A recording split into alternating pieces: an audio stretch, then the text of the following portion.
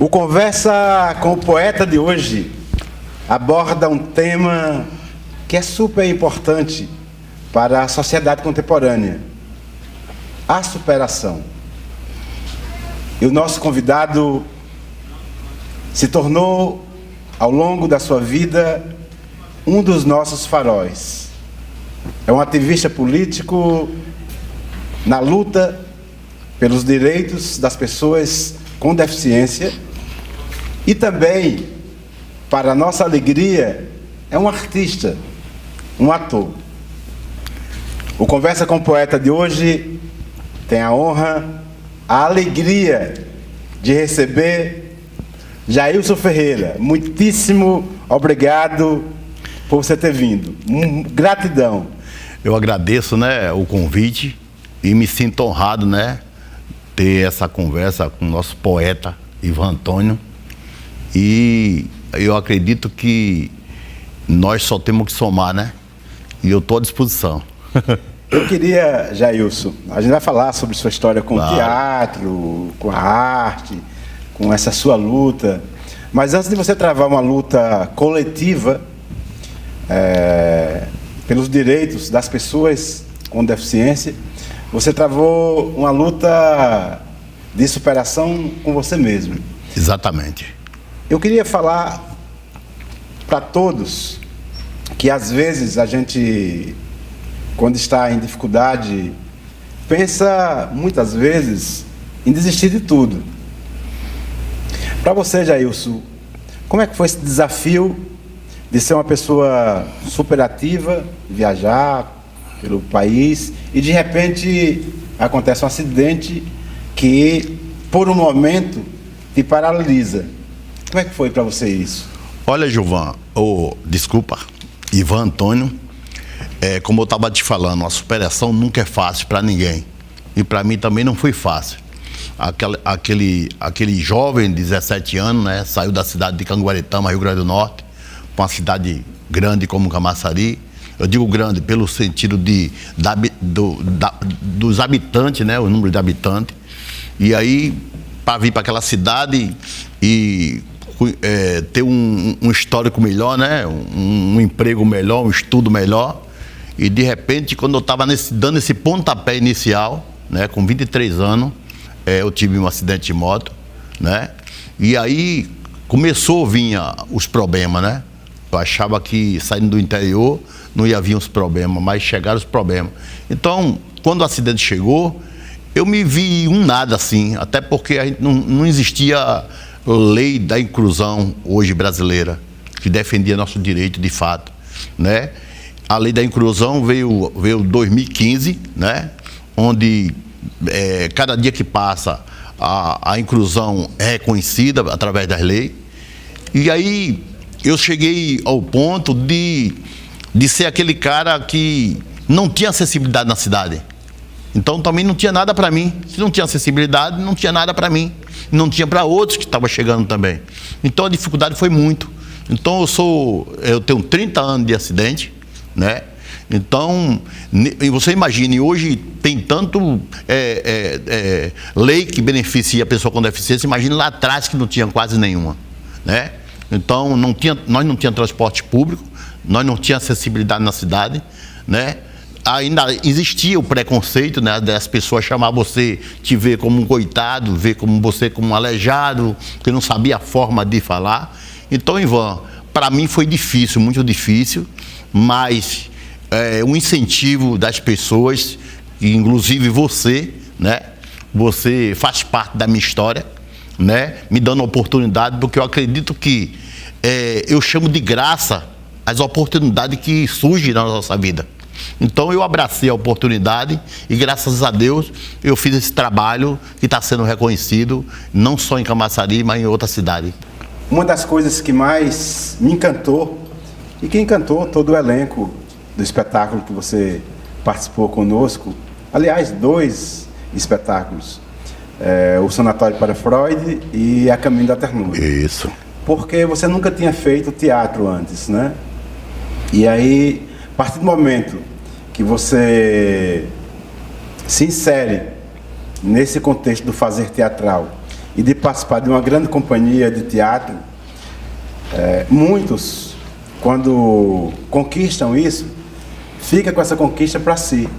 E eu lembro da sua alegria de fazer teatro com a gente e da nossa, porque quando você fala com muita gentileza, com muita humildade, que agradece essa oportunidade que você teve comigo e com a companhia, eu digo que foi uma troca, né? E te agradeço com muita humildade, porque talvez eu tenha aprendido mais com você do que você comigo. E um desses aprendizados é que eu lembro que num dos ensaios, quando nós começamos, eu olhei assim a plateia, que tem algumas pessoas que eu convidava para assistir os ensaios, tinha uns 4 ou 5 cadeirantes que você tinha convidado, e eram pessoas assim como você, que nunca tinham participado de uma peça de teatro, alguns sequer tinham assistido, né? E então eu que agradeço muitíssimo. Eu fico feliz, Ivan, pelas suas palavras. E assim, eu acho que existe 2 tipos de vaidade. Uma vaidade é você querer ser o cara, né? E a outra vaidade é você se cuidar. Eu nunca quero essa vaidade de ser o cara, de ser o centro de tudo. Então eu acho assim, eu acho que nós estamos na vida para a gente compartilhar. E foi isso que eu fiz, convidei meus amigos, né, cadeirantes com deficiência, para inserir também dentro do teatro, sabe? Então, se eu tive uma oportunidade, por que não dar oportunidade a outras pessoas também? Então, aquele foi o pontapé inicial. Mas, para mim, foi muito maior do que o pontapé inicial, porque eu estava saindo da superação, do sofrimento, né? Eu estava saindo daquele momento difícil, onde eu tive a oportunidade. Então, esse pontapé inicial, através de você me inserir no teatro, ele me deu força de vontade, né? Ele me deu uma visão ampla, que eu poderia ser alguém melhor do que eu estava naquele momento. Então, eu continuo dizendo, Ivan, eu continuo dizendo, sendo bem claro, que você faz parte da minha história. Gratidão. Gratidão. Eu lembro que principalmente o espetáculo Um Sanatório para Freud, que a gente trabalhava com muita poesia, né? Então, com autores diversos, né? Allen Ginsberg, isso. Né? Lord Byron, Whitman, né? E alguns dos atores, né, que estavam no elenco não tinha sequer lido, né? Texto, né? Não sabia quem era Drummond, isso. Né? Paulo Leminski, Ferreira Goulart, né? E tinha alguns que não sabiam nem ler, né? Assim. Exatamente. E para mim foi uma alegria, porque compartilhar essa literatura com essas pessoas, né, era mostrar um novo caminho, né? Mostrar um novo caminho. E como eu disse, foi uma troca, porque assim, eu como diretor, mostrava um novo caminho e aprendia de volta um novo caminho. Então, é só gratidão. Querido. Eu me lembro bem, Gilvan, Ivan, que você me perguntou se eu memorizava, né, as palavras, né, o texto. Aí eu falei, até brinquei, rapaz, quando eu estudava, eu memorizava, né? E aí quando você chegou com aquela folha grandona, né, eu falei, cara, eu vou pra onde? Mas, como eu te falei, eu peguei aquela oportunidade, né, que eu chamo de graça. Eu acho que passa graça para todas as pessoas, todo ser humano, e a gente tem que pegar aquela graça e segurar, porque a graça passa para outros também. Então eu peguei essa graça e, graças a Deus, eu me inseri num teatro e agradeço muito a você, Ivan. Jailson, uma noite você sai com amigos para tomar uma cervejinha, para ver a namorada, e no outro dia você se depara no hospital com a notícia do médico: a partir de hoje você não anda mais. Momento difícil. Você joga bola, você dançar, né? Naquela época tinha um forrozinho, discoteca, né? E de repente você tem um acidente, eu fiquei 13 dias em coma, né? Esses 13 dias, para mim, eu nasci no dia 16 de setembro, mas para mim eu nasci dia 3 de setembro, porque 13 dias eu não me lembro, né? E aí quando você acorda do coma, aí você olha assim e fala, poxa, foi um acidente, sabe? E naquele momento você vê a dificuldade. Como a gente não tem informação, eu não tinha informação, eu fui saber depois que eu ia ficar numa cadeira de roda, né? E naquele momento, quando eu soube que eu ia ficar numa cadeira de roda, eu falei, cara, o que vai ser de mim, né? Eu saí do interior atrás de um futuro e meu futuro está sendo interrompido, né? Então, aquele olhar, aquele pensar começou a transformar na minha mente. Mas eu sempre fui um cara, Ivan, que eu sempre lutei contra a deficiência. Porque às vezes a gente pensa que não tem deficiência e tem, né? De você tá numa família humilde, de você não se alimentar bem, né? Tem uma deficiência que a gente às vezes não percebe, né? Exatamente. E a gente só vai perceber aquela deficiência de fato quando você está passando por ela. Mas eu não baixei a cabeça, como eu te falei, veio a oportunidade, né? Depois eu comecei a lutar, né? Estudar o que era deficiência, estudar, olhar o que era a lesão medular, que foi o meu caso, né? Porque eu fiquei numa cadeira de roda. E aí eu comecei, entrei do Atleta Esporte Paralímpico, que foi outra oportunidade que eu tive aqui na Casa do Saber, né? Quando eu olhei, eu estava no Norte e Nordeste também competindo, né? Além do teatro. Aí teve um dia, Ivan, que eu falei, cara, eu estou numa cadeira de roda, por que não botar em primeiro lugar defender as pessoas com deficiência? Aí eu fazia pergunta para mim, por que você quer defender a pessoa com deficiência? Porque eu sou deficiente. E outras pessoas vão vir deficiente, entendeu? Eu fiquei deficiente e outras pessoas vão ficar deficientes. E aí começou, né, a uma pesquisa. Eu conversei com o Elton Brito, que tinha um alô, Elton, é um prazer estar falando de você, você faz parte da minha história também. E a gente conversar, ele tinha saído de um acidente de mergulho, tetraplégico, e eu paraplégico, e a gente começou a conversar e surgiu a união de dois amigos, a UDEC, a União dos Deficientes de Camaçari. Então, graças a Deus, as coisas começaram a melhorar, porque a gente estava defendendo o nosso direito. Eu acho que você que está assistindo agora essa entrevista deve estar se perguntando o que é que eu posso fazer para contribuir com a ajudando essas pessoas que hoje, não como o Jailson, que é detentor de um saber, né, de tantas informações a respeito dos direitos, né, que se pode adquirir. Mas algumas pessoas estão em casa agora, algumas não sabem dos seus direitos e outras não têm força, mesmo sabendo, para ir buscá-los, né? A primeira coisa é: não tenha preconceito. Não veja essas pessoas como coitadinhas, porque não são. Primeira coisa. Você falou tudo, Ivan. Você falou tudo. O preconceito, ele é uma coisa ruim, ele é uma coisa má, tá? E quando a gente se aceita, a gente começa a ser feliz. Eu comecei a ser feliz, Ivan, no dia que eu me aceitei ser cadeirante. É tanto que na rede social eu sou conhecido como Jailson Cadeirante.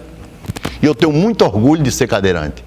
E eu digo no meu Instagram, fala que quem tem preconceito, fique distante de mim. Não precisa nem me seguir, porque eu luto contra o preconceito. Então, a família tem que ter um olhar diferenciado para a pessoa com deficiência. Porque quem mais nos ajuda, quem nos dá mais estrutura, é a família. Então, se a gente não tem estrutura, um olhar carinhoso da família, né? E a gente vai para onde? Então, quando surge pessoa assim como você, entre outros, Eu tenho um prazer de dizer que eu tenho muitos amigos. Tem gente que fala, não, eu tenho poucos amigos. Eu tenho muitos amigos que me deram esse apoio que você me deu, né, que faz parte da minha história. Eu acho que nós, pessoa com deficiência, ele só começa a ser feliz, como eu já falei, se ele se aceitar. Se eu sou visual, eu aceito que eu sou visual. O que é que o visual pode fazer? Ele vai saber o que pode fazer. Eu, cadeirante, eu sei qual é o meu limite. Então, eu só comecei a ser feliz a partir do aceitamento, entendeu? Eu acho que uma outra coisa também, além do preconceito, é você se colocar no lugar do outro. Isso. Eu lembro, e na nossa peça de teatro, tinha uma menina, que quem não é aqui de Camaçari, na Bahia, nossa cidade é uma cidade riquíssima, porque são 4 cidades dentro da mesma cidade. Nós temos 52 quilômetros de praia. Isso. Né, de orla marítima. Nós temos uma zona rural belíssima. Nós temos o polo petroquímico, não é? Que é um pool de multinacionais. E nós temos aqui o centro da cidade, né? Com a cultura vasta, né? Com tanto certeza. Aqui como no litoral, como na zona rural, enfim. E tinha uma das meninas, que eu não lembro o nome, Liu, que é uma menina maravilhosa. Abraço, Liu. Talento. Um beijo no seu coração, querida Liu, uma atriz, né? E ela morava na zona rural, aqui da cidade. Portanto, a uma hora daqui do teatro. E era uma dificuldade para ela vir para o ensaio, porque às vezes a gente ensaiava à noite e terminava tarde. Exatamente. Né? Então a gente tinha que fazer como diz aqui na Bahia, uma vaquinha, né? Se cotizar entre os atores, enfim, cada um dava um pouquinho para poder pagar um táxi para ela ir embora, porque muitas vezes ela pegava o último ônibus e quando ela dava a mão, que o motorista via que ela era uma cadeirante, não parava. Então, cara, se coloque no lugar do outro.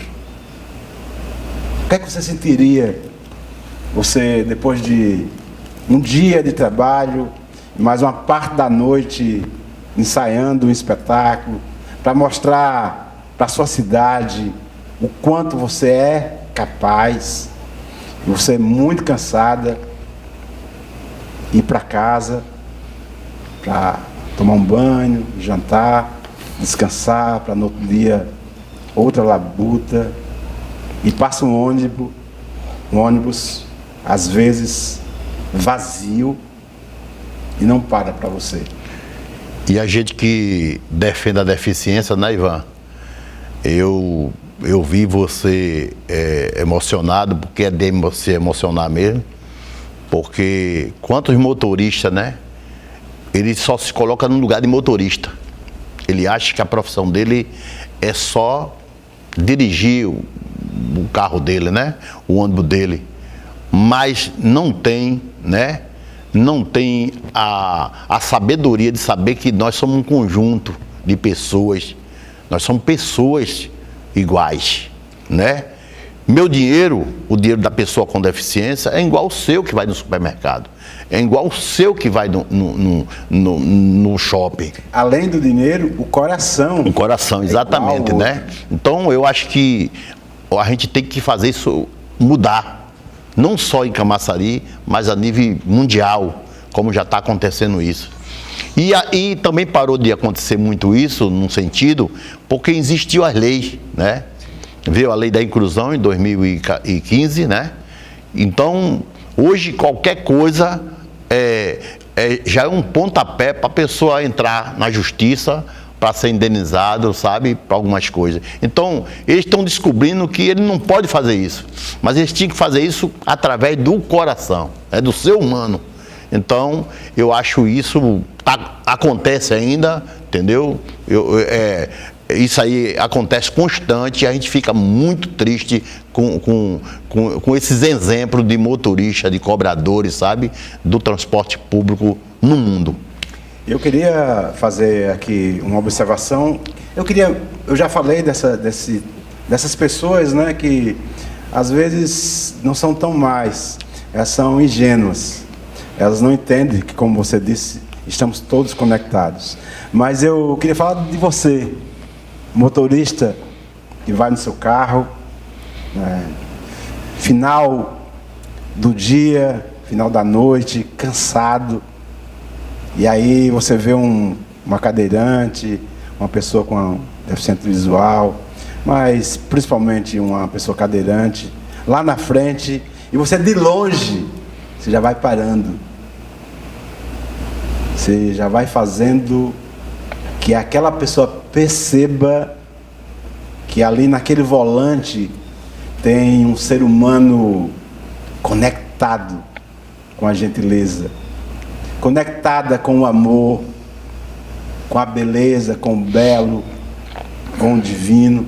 Então eu vou dedicar esse programa de hoje para você motorista, para você cobrador, que às vezes percebe e já fala para o motorista: olha, temos que parar. Então é para você esse programa de hoje. Eu queria te agradecer, muitíssimo obrigado por você ter vindo. Você é um farol para todos nós, como eu disse. E queria agradecer à Prefeitura Municipal de Camaçari, em especial à Secretaria da Cultura, por essa oportunidade que vocês estão me concedendo de ser útil à minha cidade, ao meu país, através do Conversa com o Poeta. Muito obrigado, muitíssimo obrigado à TV Camaçari Cultura, a Secult, aos meninos aqui da produção, com toda a sua gentileza, com todo o carinho. Muitíssimo obrigado. Muitíssimo obrigado. Eu tenho que agradecer também, né, a todas as pessoas envolvidas, vamos dizer assim, né, e dizer que a gente está na terra, né, para dar mão aos outros, sabe? Dar mão em dificuldades, sabe? Em problemas, sabe? Porque é nesse momento que a gente gosta de receber estrutura, né? Então eu agradeço, Ivan, pelo convite. Muitíssimo obrigado, né? E é uma honra, né, estar falando com um poeta de fato de Camaçari. Só gratidão. Gratidão, querido. Conversa com o Poeta volta daqui a pouquinho.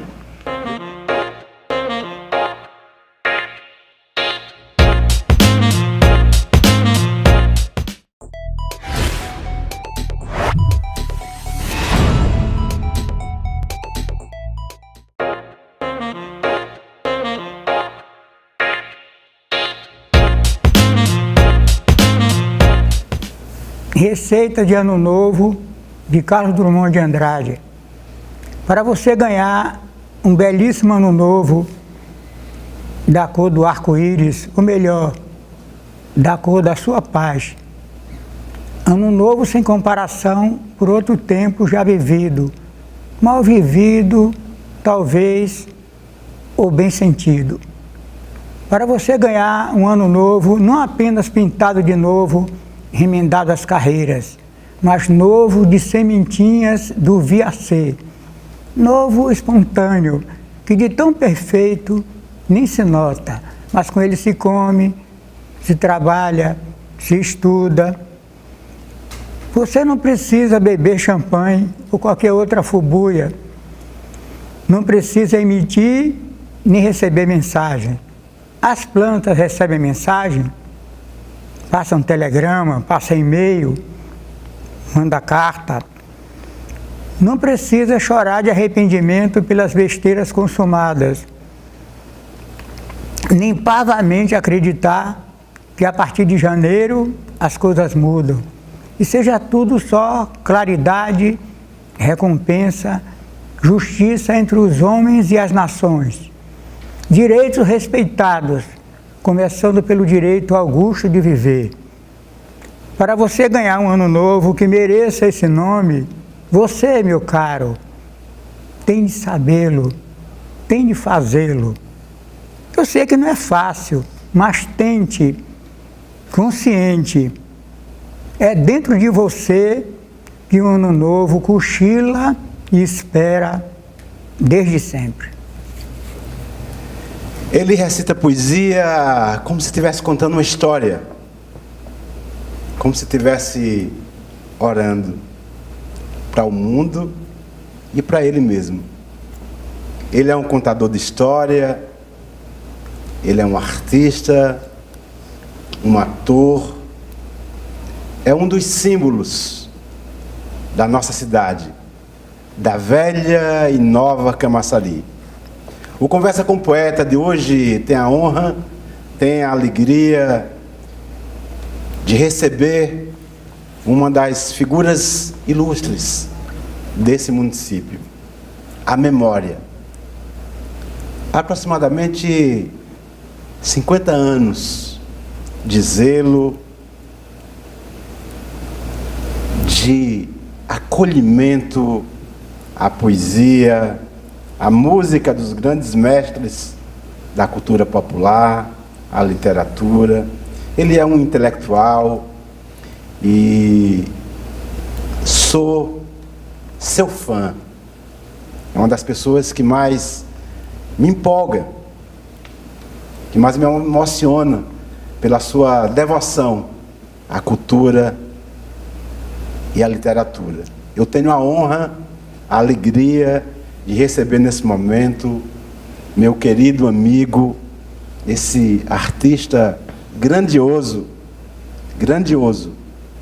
Humberto Magno. Muitíssimo obrigado pela sua presença no Conversa com o Poeta.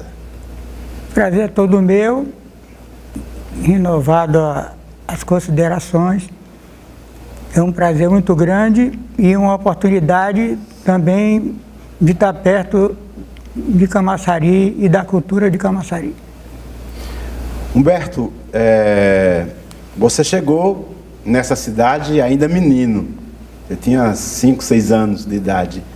Tinha exatamente uns 6 anos. 6 anos. Como é que você, com esse olhar de criança, esse olhar de menino, como que era Camaçari quando aqui você chegou? Quando eu cheguei a Camaçari, foi através da estrada de rodagem, que meu pai era vendedor no ramo de aguardente, chamava Aguardente Ibiriba, que era o único caminhão que transportava, fazia distribuição da bebida em Camaçari. Então, o único caminho que tinha era a estrada Bahia-Feira, vindo de Simões Filho, atravessando por Camaçari até São Sebastião, até chegar em Feira de Santana. Essa 324 surgiu no início dos anos 60. Né? Então, Camaçari, o ponto de referência era o trem. Inclusive, eu nem alcancei mais a Maria Fumaça. Quando eu me entendi como gente, a Maria Fumaça já tinha saído daqui. Né? Já apareceu as máquinas a diesel, a locomotiva a diesel. E aqui, por exemplo, aqui nós estamos no bairro da Bomba. Por que a Bomba? Porque na beira do rio tinha a bomba d'água que levava a água para a locomotiva, para fazer a combustão. Viu? Então, o bairro da Bomba por isso. Por que Lama Preta, por exemplo? Você abordou uma coisa muito bacana. Por exemplo, a Bomba, você está falando. Tem um bairro aqui em Camaçari chamado Lama Preta. Por que Lama Preta? Porque a argila dessa região, do dono da fazenda, não era lama propriamente preta, era acinzentada, onde tiravam a argila para fazer, tinha cerâmicas lá nesse lugar. Então, lama preta, porque acharam que a lama tinha que ser preta e não cinza. E aí era o nome de uma fazenda. Fazenda Lama Preta, que ali do fundo ali da Coronel Tamarino, Moreira César, até chegar lá na Cerâmica Santa Maria, Bloco Forte, Belano lá, Apoti. Então ali era uma fazenda Lama Preta, de um pessoal que veio lá da região daqui da Bahia, viu? Chamava de Gá Simões. Eu tinha falado antes que Camaçari, que é uma cidade, uma das mais importantes da América Latina, riquíssima, porque nós temos 4 cidades dentro da mesma cidade, né? Em uma zona rural fantástica. Nós temos aqui também, dentro de Camaçari, um povoado chamado Parafuso, que é onde se encontra uma grande referência da cultura popular, samba de roda, boi de parafuso, né? Por que o nome parafuso? A princípio, Parafuso é como se fosse a capital de Camaçari, aqui não tinha nada. Em Parafuso tinha atividade cultural, tinha time de bola, viu? Chamava o Arauto de Parafuso, que Eduardo fundou. Por que Parafuso? Porque em Parafuso era onde era o depósito das ferragens do trem. Aqueles parafusos, a gente chamava dog, que era menino, brincava com aquilo, queria jogado fora da linha do trem, parecendo um martelo para sustentar a linha. Então, em parafuso, tinha o depósito de parafusos para sustentar a linha do trem. E a linha do trem ia daqui até Alagoinhas. E aí, parafuso era por isso, que lá era o depósito de parafuso. Tem mais algum bairro assim que tem uma história, um nome especial que você queira abordar? O 46, por exemplo, que ali, em 46, era o quilômetro 46, vindo de Salvador, era exatamente o quilômetro 46 era ali. Né? Era o ponto de 46 quilômetros saindo de calçada até chegar ali. Então, é por isso que aqui é o bairro 46. Eu estou te perguntando isso, primeiro para aprender e depois para informar a todos que estão nos assistindo e também para fazer uma homenagem. Primeiro a você, eu trago ao Conversa com o Poeta as pessoas que amo e as pessoas que podem, que já contribuem com a história dessa cidade e às vezes são pessoas esquecidas pelo próprio município, né? E eu tenho por você eu sou muito fã seu, porque há um Humberto nessa cidade, que trafega nessa cidade, que carrega em si, na sua mochila, sempre a poesia, a música, carrega o buli-buli, carrega os sambas de roda, as histórias da cidade. Então, são duas homenagens que eu queria fazer. Uma a você, em especial. Outra a um intelectual que passou por essa cidade também, que foi muito importante para a literatura, não apenas da cidade, mas para a literatura da Bahia e também do Brasil. E para mim, inclusive, porque o primeiro poema que eu publiquei foi através da sua editora, Folha do Subúrbio.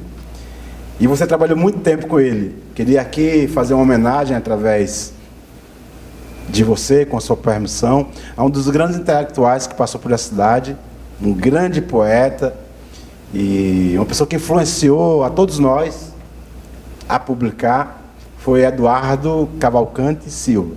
A todos vocês da família desse poeta, desse intelectual, minha gratidão e gratidão desse município a esse historiador e essa figura lendária que passou aqui. E que você trabalhou com ele, seu Eduardo.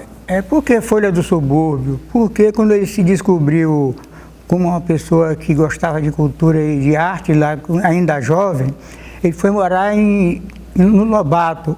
Ele, mais 12 irmãos, uma irmã e a mãe dele, que era viúva, uma pombinha. Então ele descobriu que o jornal dele tinha que chamar-se Folha do Subúrbio, porque era o jornal do subúrbio. Folha Suburbana, depois Folha do Subúrbio. E aí ele fez concurso fez uma prova lá para ganhar a cadeira de tabelião. O tabelião daqui era um alfaiate, e eu ia no cartório fazer não sei o quê, viu? Que chama... Então, e aí ele adquiriu esse emprego e tentou conduzir essa cidade para o setor cultural. Fundou clubes aqui, o Clube Social, que hoje tem um nome social, chama Clube Social e Cultural de Camaçari, onde vai ser feito ali o museu da linha do trem, viu? Tudo isso foi idealizado por Eduardo, viu? Que ele era muito incompreendido, porque ele também era incompreensível. Ele era contra todos os políticos que apareciam aqui. Né? Ele era o homem do contra. Né? Então, quando queriam botar ele em situação apertada, diziam que ele era contra tudo. Né? Ele era o homem do contra. Eu lembro. Então, assim, foi conduzir a Folha do Subúrbio até mais de 70 anos ele trabalhou esse jornal, que tinha uma página só de poesia, viu? E a cultura do jornal, ele absorvia aquelas reportagens sobre o United States of America, Tio Sam, aquelas coisas que o pessoal daqui, tinha os comunistas aqui que trabalhavam em cima dele, dizendo que ia até matá-lo, porque estava falando da cultura do além-mar, da cultura norte-americana, que não interessava a quem estava aqui naquela época. Mas ele não era contra só comunista, não, ele era contra todo mundo. Ele era contra o contra. Ele era contra até ele mesmo. Não, e era muito generoso, porque eu lembro, como hoje, quando eu cheguei na editora dele, eu não tinha dinheiro para comprar jornal, então ele tinha... que era o jornal, né? É uma banca de revista. Tem a Folha do Subúrbio, que era o jornal. Então eu esperava sair o jornal dele, que ele deixava nas lojas, enfim. Então quando as pessoas liam e descartavam, eu pegava na rua porque eu adorava ler, né, o que ele publicava, porque ele pegava poesia de autores de vários cantos do Brasil e publicava, né? E era a minha oportunidade de ler, porque eu não tinha dinheiro para comprar livros. E eu lembro que eu vi um poeta jovem nesse jornal dele. Eu falei, eu vou lá, eu vou pedir para ele publicar meu livro. E aí, quando eu cheguei lá, ele estava muito ocupado, né? Depois, finalmente, ele me atendeu. Eu falei assim, Eduardo, eu sou um poeta aqui da cidade. E já levei uma pasta, aquelas pastas pretas cheias de plástico, né? Aí já mostrei a ele, eu queria que o senhor publicasse meu livro. Aí ele falou, mas você vai ter que pagar. Eu falei, pagar? Ele assim, você não sabia? Eu falei, não, mas eu não tenho dinheiro e, assim, só tem que perceber que eu era muito arrogante, como todo jovem, né? Depois você descobre com o tempo que a arrogância é uma besteira. Que não leva a nada. Que não leva a nada. Mas eu era uma criança, tinha 17 anos, 18 anos. Continuei sendo arrogante ainda por mais tempo. Mas o divino e tantos amigos como Mestre Bulibuli, Silene Guedes, Mestre Enoque, Mestre Humberto Magno, me mostraram que arrogância, que poder, é uma bobagem. Tudo passa. Ainda bem que eu acordei para isso. Se você não acordou ainda, é uma pena. E dá tempo. Então eu lembro que eu falei, pelo que eu escrevia, que eu achava que era muito interessante, e eu escrevia muita bobagem, inclusive eu achava que ele tinha que publicar. E eu fiquei zangado quando ele disse que não ia publicar. Eu disse, não, você tem que pagar. E eu peguei minha pasta, saí, tinha deixado umas 4, 5 poesias lá com ele, e saí para casa super irritado, né? Uma semana depois, como eu falei, eu buscava, né, depois que as pessoas liam o jornal, em alguns lugares que eram descartados esses jornais, né, e passava nas lojas para ver se tinha um desses jornais lá, e achei a edição atual da revista, desse jornal. Aí, folheando, quando eu olho, o Homem da Flauta, Ivan Antônio, na época, Ivanildo Antônio, era o meu poema. Meu Deus, ele publicou meu poema. E aí foi uma alegria, porque eu estudava aqui no Colégio Cantuária e era muito amigo de um dos professores, que é um mestre também, Hélio Castilho. Na época não era xerox, era mimeógrafo, né? Rodou muitas cópias, eu saí distribuindo para as pessoas. Então, muita gratidão, Eduardo Cavalcante e Silva. Muito obrigado por você ter publicado o meu primeiro poema. Gratidão. Para você ver o que era a poesia naquela época, por exemplo, Eduardo era amicíssimo do avô de Raul Seixas, que era Raul Seixas também. Uhum. Que ele tinha um negócio em Salvador de sapatos, fica lá, e inventaram fazer um loteamento aí em Dias Dávila. Viu? Então, Eduardo, na época, dizia, isso é uma maluquice, isso não existe com uma poesia dessa, viu? E, no entanto, um camarada que hoje é considerado um gênio da literatura. Para Eduardo, aquilo ali não valia mais nada mesmo. Não, era coisa de maluco. Ele contava essas histórias, né? Falando sobre Raul Seixas, né? Ele falava, isso aí não é poesia, era isso coisa não vale nada. De doido, aquilo ali não existia. Viu? E hoje, tanto a música do Raul, né? Como Paulo Coelho é o autor mais lido do mundo, né? É o escritor mais lido do mundo.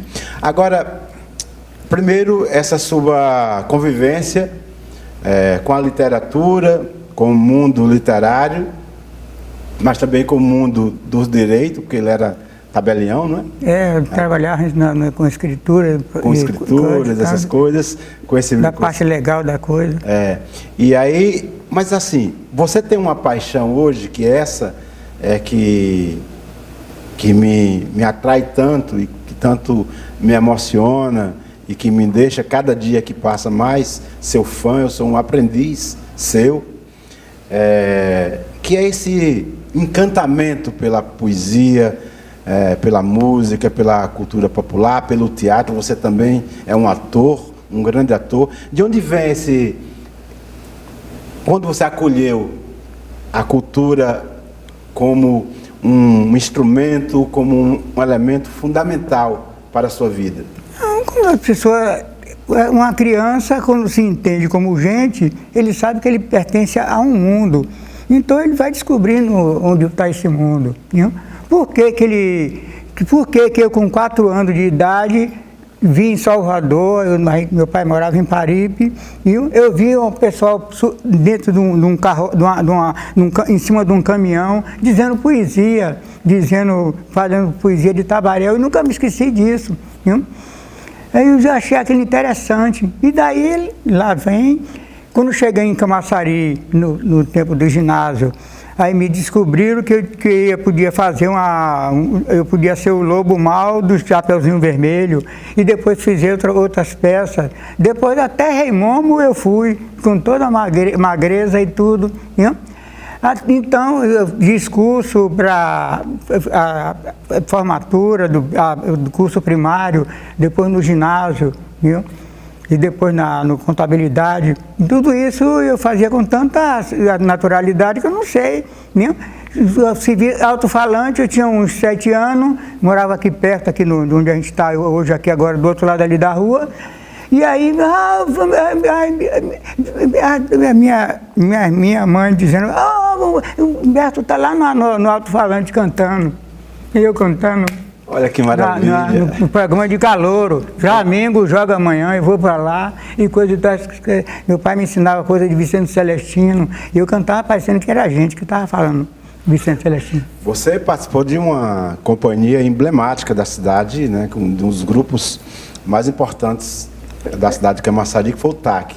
O Teatro Amador de Camaçari. Amador de Camaçari, dirigido por 2 grandes mestres, né? A Silene Guedes, nossa mestra maior do teatro de Camaçari, um dos grandes artistas e diretores, atores brasileiros, que foi o Alberto Martins, que a gente tem a honra, a alegria, né, de estar gravando esse programa hoje no Teatro Alberto Martins, né, que dá nome a esse grande diretor, fundador, ao lado de Silene Guedes, do Teatro Amador de Camaçari. Como é que foi a entrada para o TAC? Olha, Alberto Martins era amigo nosso ali da Clebar.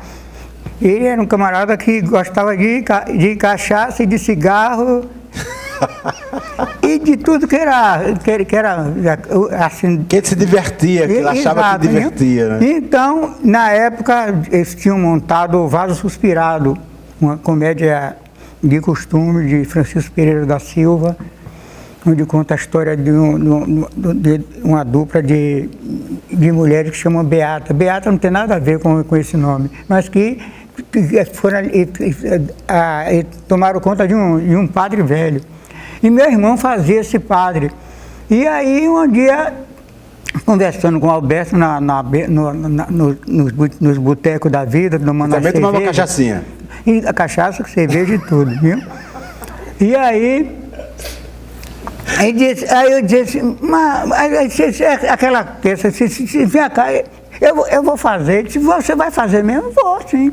Eu tinha mais de 40 anos, já nunca tinha subido num palco, gostava de teatro, frequentava como espectador, tinha uma peça bonita, eu fui, e aí no Rio de Janeiro assistia concerto no Teatro Nacional. E aí havia coisa muito bonita, e sempre gostei de ir. Eu disse, não, eu vou fazer. Aí peguei e segurei o vaso suspirado e pronto, a gente levou, e participou de outros, depois entrei num grupo em Salvador e por aí vai, tem muita coisa. Mas no TAG você viajou para vários lugares, você foi para Juazeiro da Bahia, Sobradinho, você foi para o Rio, Paulo Afonso. Você chegou para Brasília também? Hein? Você foi para Brasília naquela época do festival? Não, nessa época que meu irmão que estava no TAC, Silvio. Eu nem chegava perto disso. Eu mal vinha assistir com minha filha nos braços, pequenininha. Eu me achava interessante, eu vinha para o teatro, assistia. Era o Silvio na época que... Exato. Um abraço, Silvio. Silvio é outro grande ator aqui da cidade, irmão de Humberto. E Beijão aí pra foi você e por pra sua aí, família. começou assim, viu? Eu sempre gostei da arte e da cultura. Agora, eu vou me lembrar aqui de um poema de Eduardo, viu? Que eu sempre tenho a oportunidade, eu chamo Soneto de Maio. Eu tive a oportunidade de recitar no sepultamento de sua senhora mãe. Viu? Então, Soneto de Maio é um poema muito, muito sugestivo, que diz assim: se eu encontrasse braços de veludo e mãos que fosse feita de arminho, boca que apesar de dizer tudo, só dissesse palavras de carinho, olhos bons que tivesse a virtude de me guiar ao mais intricado caminho, farol que ao destino assim tão rude levasse ao paraíso, ao doce ninho. Se tudo isso na mulher que adoro encontrasse nas horas que choro, para que jamais assim meus olhos banhem, seria o homem mais feliz do mundo. Só a ela daria amor profundo. Ela seria igual à minha mãe.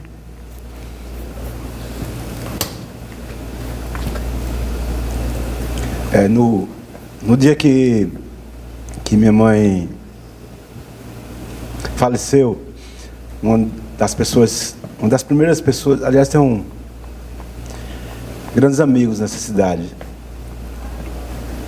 Jurandir Luz, que é um irmão, um amigo, irmão. Paulinho, De Vieira, tantos. Mas você foi um dos que eu pensei logo em convidar, em partilhar comigo partilhar essa dor que estava comigo.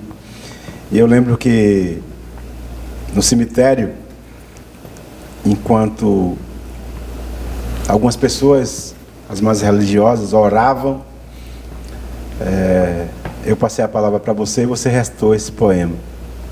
Sou tão grato a você, meu amigo, tão grato. Essa semana eu pensei tanto na minha mãe, porque eu perdi 3 pessoas, assim, com muita brevidade, que eu amava demais, que amo demais. Perdi primeiro minha mãe para o câncer. Depois, em seguida, minha melhor amiga, que era minha irmã, jovem, aos 48 anos. E agora há pouco, meu pai. E você sempre presente. A amizade é uma coisa sagrada. A amizade é o maior patrimônio.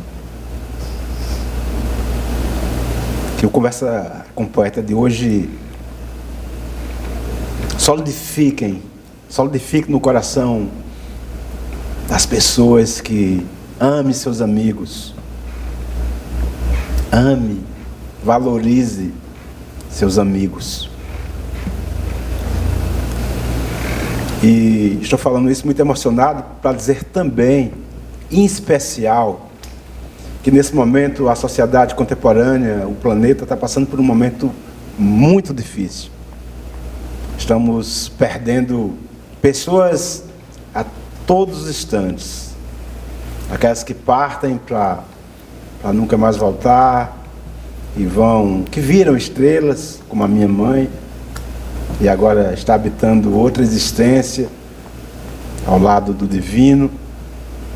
E perdemos pessoas também que continuam aqui por causa de um momento tão cruel, tão perverso, que essa disputa política tão nojenta, dessa disputa política tão nojenta. Estamos passando por um momento que cientistas e doutores criam vacinas para nos curar, e que os ignorantes e que muitas pessoas que talvez nem leem, negam e fazem disso a sua política, que é seguida por aqueles que às vezes não é por maldade, mas por seguir os seus líderes às cegas e morrem. Então é um momento que nós temos que estarmos juntos todos, independente das suas vaidades, das suas carreiras, um dando a mão ao outro, porque ao lado da sua casa hoje tem uma pessoa infectada, sem respirar,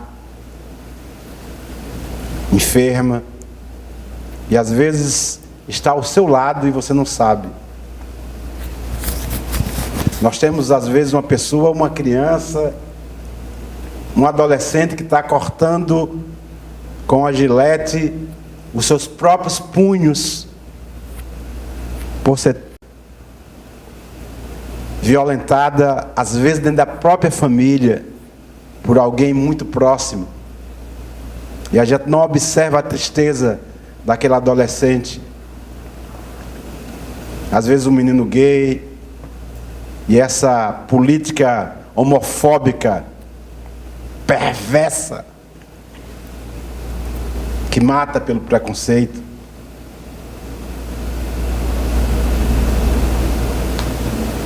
Então esse é o momento. Chega de armas, inclusive. Quando eu povoo esse palco aqui de livros, é que eu cansei de fazer política falando sobre nomes. Eu falo sobre ideias, sobre pássaros, sobre os encantados. Cansei também de ficar dando explicação. Isso diz tudo. Isso diz tudo. Isso diz porque eu não morri quando eu era criança, quando eu era adolescente, quando eu era jovem, quando me tornei adulto, e nas minhas aflições, todos aqui, músicos, poetas, do mundo e de Camaçari, me fizeram e me fazem companhia e não me deixam morrer. E você, meu querido, queria muito, muito te agradecer por esse momento que vai se eternizar, que é o momento da sua presença, não o meu momento. Quem sou eu em relação a você? Mas o momento que você esteve aqui no Conversa com o Poeta. Eu queria terminar essa sua participação com um outro poema que você pudesse nos blindar. Vou me lembrar aqui de Bully, porque você disse que quando eu disse que trouxesse ele aqui, que a gente ia conversar, né? Então, Bully, eu me lembro sempre que quando ele liga para mim, eu digo alto lá, não estica demais que a corda tora. O original desses versos, a Secretaria de Cultura era ali, onde era o Bajacê, ali perto da estação do trem, viu? E até hoje eu plastifiquei e entreguei a Bulho para ele guardar, viu?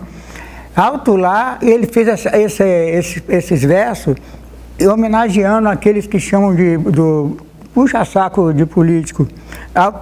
Não estique demais se a corda tora. Se eu disser que seu burro vai morrer, você vem da cangalha e eu jogo fora.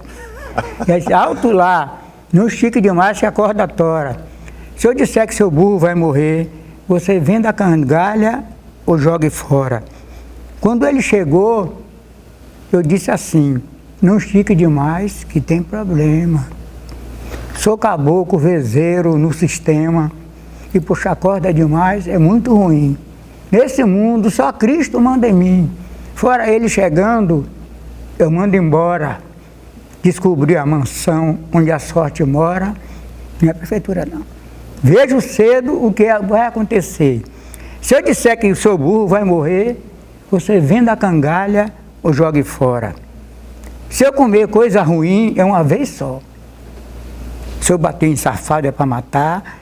Se eu pegar no machado é para cortar, se eu chamar sanfoneiro é para forró. Se eu bater no moleque é de cipó. Se eu furar um cavalo é de espora. Se eu olhar para um relógio é na hora. E se eu disser faça isso é para fazer. E se eu disser que seu burro vai morrer, você venda a cangalha ou jogue fora. Mestre Bulibuli, beijo. Vida eterna, Bulibuli. Gratidão, querido. Conversa com o poeta volta daqui a pouquinho. Com o nosso querido mestre Esquerdinha da Gaita. Eu só queria fazer o seguinte, viu? Eu me lembrei aqui de uma frase de Drummond que diz em inglês diz assim: Dream is easy because difficult is fag for dream. O que é que Drummond quer dizer com isso? Sonhar é fácil, difícil é lutar pelo sonho, como meu amigo Ferreira. Jair Ferreira. Quem conhece essa frase? Gratidão, querido. Conversa com o poeta, volta já.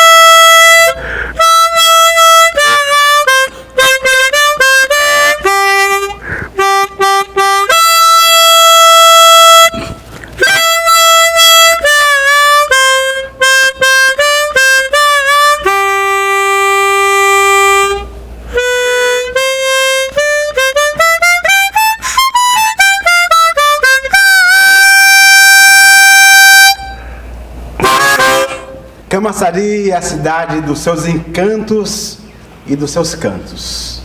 Aqui, memória, cultura. Nessa cidade, figuras ilustres já estiveram aqui e algumas permanecem aqui. Mas só para lembrar, Janis Joplin, que esteve em Arembepe, Novos Baianos, Gilberto Gil, Cazuza, Ney Matogrosso, Luiz Gonzaga, nosso rei do Baião, esteve aqui em Camaçari. Uma figura lendária, querido amigo, um mestre, que também passou como um cometa por esse planeta e tivemos a honra de recebê-lo aqui na nossa terra, que foi Belchior. E ninguém mais, ninguém menos, para se apresentar com ele, nosso querido esquerdinha da gaita harmônica. Muito bem-vindo, esquerdinha, uma honra, uma alegria te receber em meu programa. Meu grande Ivan, a honra é minha, satisfação imensa nessa oportunidade de hoje, né? 20 de janeiro de 2022, aqui no Teatro Alberto Martins, né? Para mim é uma honra estar aqui com vocês, toda a equipe, né? E vamos lá. Antes de começar a entrevista com você, eu queria fazer uma singela, uma humilde homenagem. Você participou de uns momentos históricos da música popular brasileira, que foi esse grande encontro com Antônio Carlos Belchior, nosso grande poeta, nosso grande compositor, artista plástico, nosso grande pensador. Esteve aqui em Camaçari e você foi um dos músicos, né, que o acompanhou, que fez uma brilhante participação. Privilegiado, né? Ele também, todas as vezes, um amigo querido, todas as vezes que eu encontrava Belchior em São Paulo, ou em outros palcos por aí, ele dizia: como é que está a nossa esquerdinha? Grande Belchior, um beijo para você, onde você estiver aí nessa imensidão desses outros planetas, encantando os anjos. Então, antes de começar a entrevista, eu queria fazer uma pequena homenagem a você, vendo essa imagem sua junto com Belchior.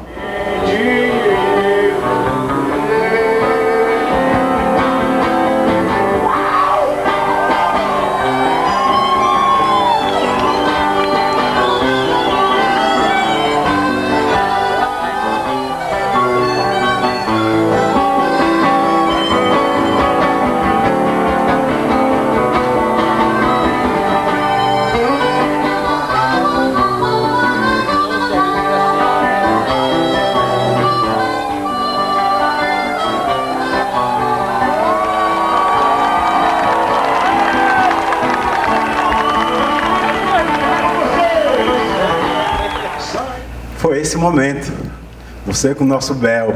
Como é que foi para você esse momento de ter se apresentado com Belchior?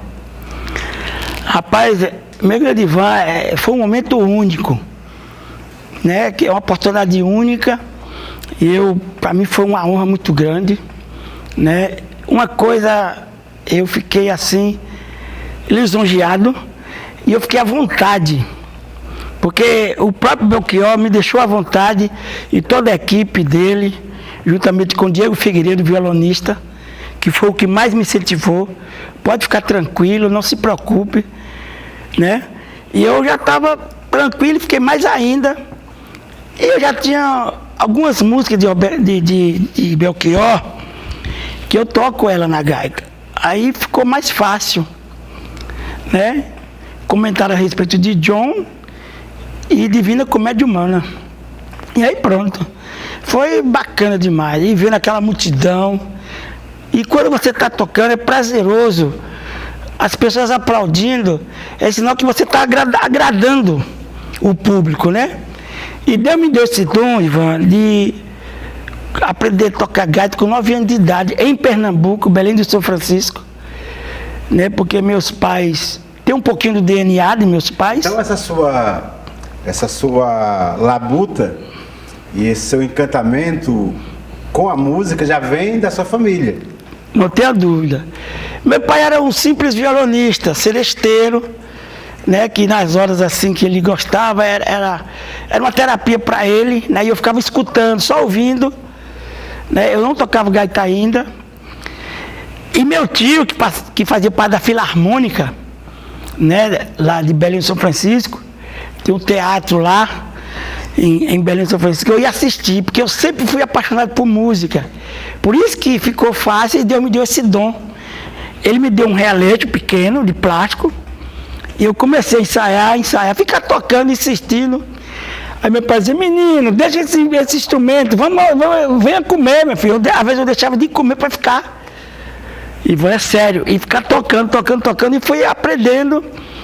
A primeira música que eu aprendi, acredite, foi Asa Branca. Ah, então vamos ouvir. Asa Branca, do grande ouvir, professor, então? para mim é uma honra. Foi o grande maestro, professor, tudo, o mestre dos mestres do forró, né? O grande Luiz Gonzaga, o Eterno. O Eterno. Porque todos os músicos aí que tocam aí, tudo é referência dele. Tudo bota ele como referência, e é verdade, não tenha dúvida disso. Sabe que o Paul McCartney, quando esteve aqui no Brasil, num das apresentações eu fui ver em Recife. E a plateia veio abaixo, aquela multidão no estádio, quando ele disse, agora eu vou cantar uma música de um grande rei. E aí cantou Asa Branca, do Luiz Gonzaga. Tem várias que eu toco, mas vou tocar Asa Branca porque essa música é um dos carros-chefe de Luiz Gonzaga.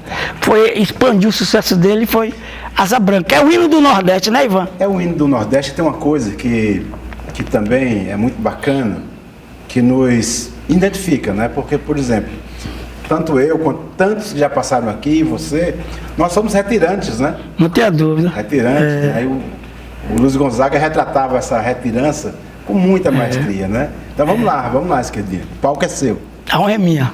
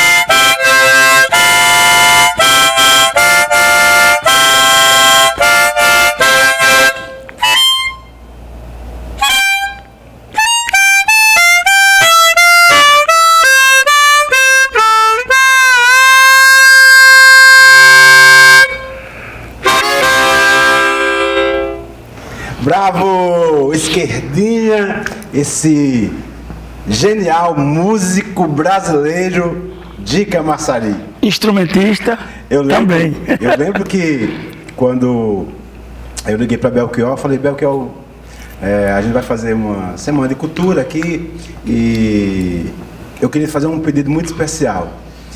E ele, sempre quando ele fazia show que eu estava por perto, eu pedia para ele cantar fotografia 3x4, né? Que eu adoro. E ele falou, já sei, já tá no repertório. Aí eu falei, não, eu tenho um amigo e falei sobre você, né? Aí ele, tá, vamos ver. E aí quando ele chegou em Camaçari, eu fui no hotel, eu levei uma gravação sua, de um dos festivais que você tinha participado aqui, e ele ficou impressionado, disse, cara, esse menino é bom. E aí depois você foi comigo lá no hotel, né? E ficaram amigos, né? Porque eu lembro do Bel falando com você como se fosse da família, né? E no palco foi a mesma coisa, né? Vocês brilharam juntos. Verdade. Está não tenho dúvida. Eternizado esse não tenho momento dúvida. assim. Para mim é uma honra. Eu estou sempre... Em primeiro lugar que eu tenho um acervo ao português. Eu tenho um acervo de várias músicas. E Belchior é especial. Eu tenho um acervo dele lá em casa que, quer dizer, foi prazeroso demais fazer o show com ele. E eu estou sempre sempre eu estou ouvindo, finais de semana, eu estou sempre ouvindo. E eu tenho um acervo muito. E Belchior, eu fico assim até sem palavras para falar desse grande poeta, esse cara, esse compositor respeitadíssimo. Pena que foi embora cedo. É uma pena, né? Eu fiquei sentido demais. Eu acho que Belchior já tem mais de 1000 anos. Porque às vezes a gente... Uma pena mesmo. Tem uma idade que a gente aparenta, mas tem uma existência, né? Já. Além do Belchior, que outras influências você carrega? Que outros músicos você ouve? Você gosta de interpretar? São muitos músicos. Eu toco... Tem músicas nacionais e internacionais. Tem músicos que eu admiro internacionalmente. Stevie Wonder, dispensa comentários, né? Phil Collins, Bryan Adams, inclusive no Festival da Música que eu participei, no teatro fora aqui do Alberto Martins, foi a música de Bryan Adams, tanto que está no YouTube. Mônica, que fazia parte da coordenação na época da cultura, ela escreveu essa música, Bryan Adams, Heaven, de Bryan Adams, que ela é em dó maior, inclusive. Sim. Além desse acervo, né, desse repertório internacional que você tem, você também acompanha, de quando em vez, alguns músicos de Camaçari, né? Faz show junto. Jorge Abelha. Rui Nunes, nosso grande... Que foi o primeiro músico, né? Quando eu fiz... Aliás, já foi convidado para vir aqui. Foi meu primeiro músico quando eu participei, assim... Aqui no teatro, quando era Teatro Magalhães Neto, foi Duval, mas não é Duval Lelo, é Duval. O irmão dele é Fábio, que é muito músico bacana da Igreja Quadrangular, né? Até Rui era o baixista, Rui que trabalha na produção aí, era o contrabaixista. Nádia Meirelles, que minha amiga, minha vizinha. Esteve aqui. Tanto que meu CD instrumental, a música de Zizi Posse, a música de Zizi Posse tem a participação de Nádia Meirelles. Aliás, é a única música que tem a participação dela, porque o resto tudo é tudo instrumental, né? Eu gravei no estúdio Wallace, são 13 músicas, e eu tenho a honra de falar os músicos aqui. Sim, por favor. Teclado e arranjo, Nildo Rodrigues. Nildo, meu professor, grande, eu chamo ele de maestro. Contrabaixista, o grande Dega, canhoto, estilo de Paul McCartney, porque Paul McCartney é canhoto. Sim. Guitarra, o grande saudoso Alexandre, que Deus o tenha, rapaz, senti demais Alexandre. E baterista, sem comentário, o Popstar. Edson Neve, baterista que eu tenho um maior respeito. Aliás, eu escolhi a dedo esses músicos, não foi à toa. E eu gravei o Wallace na Graba B, na bomba. Aliás, a gravação ficou magnífica. Qual a música desse CD que você mais gosta de tocar? Rapaz, mas todas elas, você- todas. em especial? Tem várias músicas que eu toco dela, que eu toco desse CD. Que vê uma das que eu executo.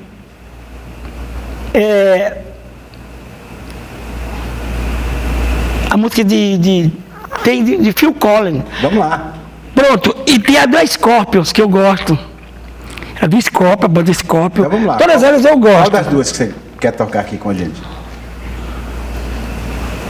Vamos ver a de. Do Scorpions. Ok, vamos lá. É.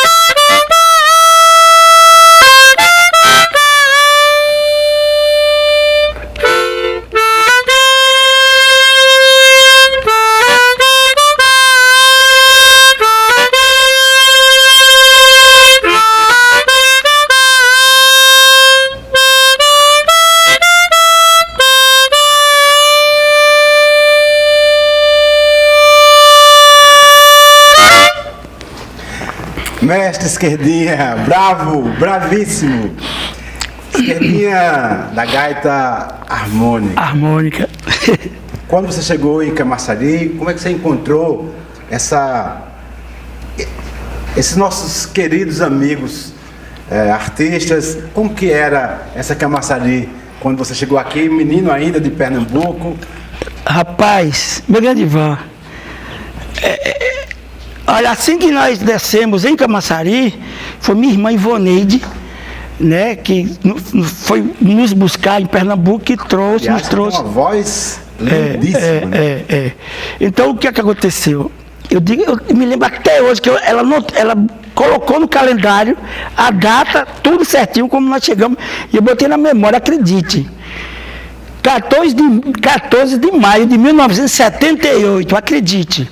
Nós chegamos ali, na rua Zé Nunes de Matos, ali numa avenida de Seu Vasconcelos, e uma das famílias que eu primeiro conheci foi seu Enildo, que faleceu recente. Eu fiquei sentido demais, meus amigos.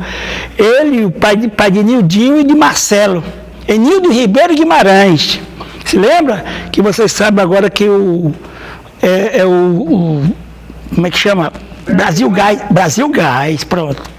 A Brasil Gás pertence a ele, tanto que os meninos estão dando seguimento ao pai. Foi uma das primeiras pessoas que eu conheci aqui na República, nas Zé Nunes de Matos. E o apelido de Esquerdinha, porque não só de futebol, de música, mas futebol também eu tenho uma noçãozinha. E o campo da Liga, Ivan, que não existe mais, aqui na Camaçari de Dentro aqui, né, Jardim Brasília, melhor dizendo, que até Renato Bahia, até ainda existe a casa dele lá, Renato Bahia. O que é que acontece? Eu comecei a jogar bola. Aí eu conheci Diógenes, Diógenes Neto, Passarinho, Calmon, Gilberto Derrico. Falando em Passarinho, eu lembrei de uma coisa. Tinha uns lugares, uns centros de cultura aqui em Camaçari que eu não esqueço. Eu fui depois, viajei para todo mundo, mas morei muito tempo em São Paulo, né? E na época que eu fui, tinha que o Passarinho e que eles tinham fundado aqui, que na época veio Xangai, Elomar. Cantoria. Cantoria. Passarinho, era Diógenes, era. Tem outro menino que fez o Passarinho, que eu não lembro o nome dele. Diógenes, Passarinho. Paulo Leitão. Leitão, O saudoso Paulo Leitão. Pronto, Cantoria, quem inaugurou foi Paulo Diniz. Paulo Diniz. Depois veio um grande que eu tenho ao respeito, Xangai. O grande Xangai. Ali é um Paulo cara. Diniz. Que até, ó. Xangai é fantástico. Não, ele é Eugênio Avelino. O nome dele, conhecido como Xangai. Eu tive na casa dele há 4 anos atrás, em Recife. Paulo Diniz está doente, está de cadeira de roda, enfim. Um músico extraordinário, né?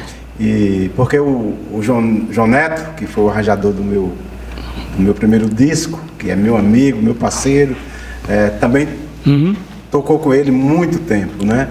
E me chamou para ir visitar Paulo Diniz. E a gente riu muito, porque apesar de estar na cama, cara, assim, tá. Ele era cadeirante, né? Desde aquela época, né, rapaz? Tá aí, ó. Com 80 anos. Paulo Diniz, pessoa. Com 80 anos, mas um humor. Pessoa bacana demais. Eu falava para ele o meu medo, né, no começo de cantar, né? Ele. Grande poeta, né, rapaz? Não tem medo de nada. Compositor de mão cheia, né, Ivan? Começou a citar alguns músicos brasileiros que desafinam. A vida passa o telefone. Ele é fantástico. Você não atende mais. Era um dos carros-chefe dele. E aí, Pingo de Amor. Ele falava com muito humor. Se esse traste canta, qualquer um pode cantar. Traste. Fantástico, Aí teve Cantoria, New Wave de Paulinho. New Wave de Paulinho. Tinha o Bora Bora de Charles, ali perto do Correio, que eu tive a honra de tocar várias vezes com o Rui Nunes. Paulinho, rapaz, New Wave era uma referência. Era Recanto Show. Aqui na Radial C. Eu me lembro de tudo. Tu sabe se que maravilha. Meus amigos. Do popular ao erudito. Quem quiser te contratar, Esquerdinha, como é que faz? Onde é que te acha? Eu vou contratar a Esquerdinha para tocar comigo num grande disco. Eu vou contratar a Esquerdinha para tocar num casamento, numa festa, num aniversário. Como é que faz? Tem um local que eu fico, que é na Praça Abrantes, em frente à farmácia Drogazil. Já é outra atividade que eu até gosto, é tipo um paliativo. Eu trabalho com mototáxi. Certo. Mototáxi, de frente, como eu disse, a Praça Brandes e a farmácia Drogazil. Eu estou lá sempre, todos os dias, de 8 às 17h30. E tem o meu contato, né? Tá, vamos para o contato, porque alguém do Rio de Janeiro. Quer contratar Esquerdinha para tocar no meu disco. Qual é o teu contato? 71, é o DDD. Que é da Bahia, Camaçari.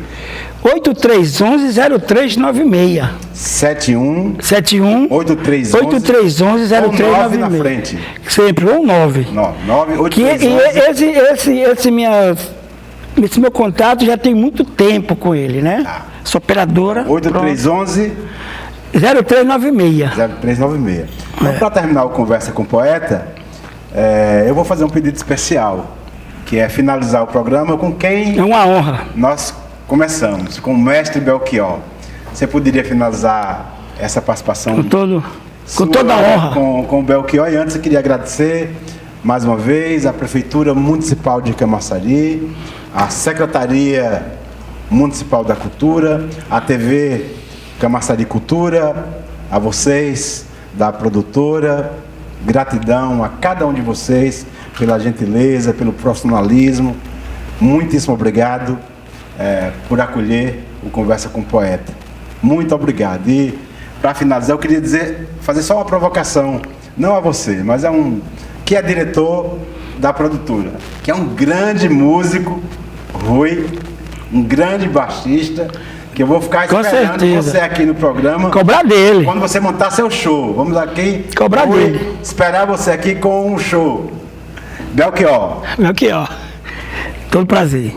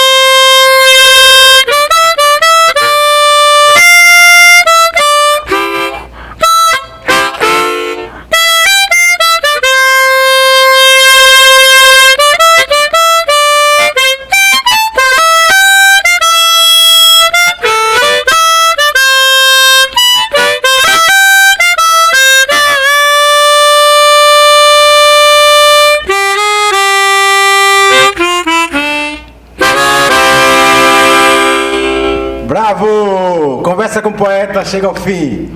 Um beijo no coração. Até a próxima.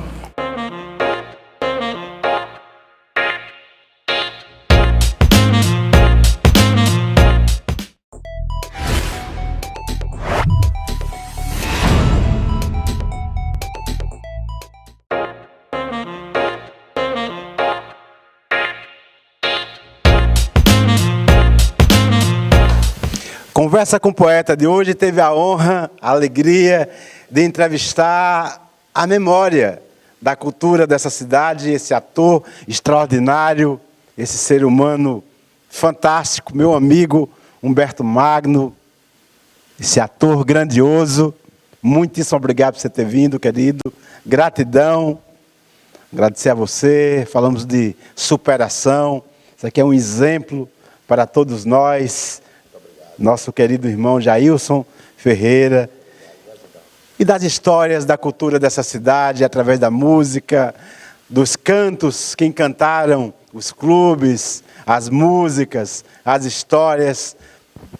Lembrança do nosso querido Belchior, nosso grandioso poeta e cantor, compositor Belchior, que tivemos a honra aqui de trazer Esquerdinha da gaita harmônica, que se apresentou com Belchior aqui. Muito obrigado. Obrigado, Camaçari. Queria agradecer à Prefeitura Municipal de Camaçari, a Secretaria Municipal de Cultura, a TV Camaçari Cultura, a toda essa equipe aqui da produção da televisão, da TV Litorânea, e um beijo especial a todos aqui do Alberto Martins, o seu diretor, a todos vocês aqui, técnicos de luz e de som, que é uma honra ser grato, ser acolhido por vocês, do Teatro Alberto Martins. Muitíssimo obrigado. Gratidão. Camaçari, um beijo, até a próxima. Gratidão.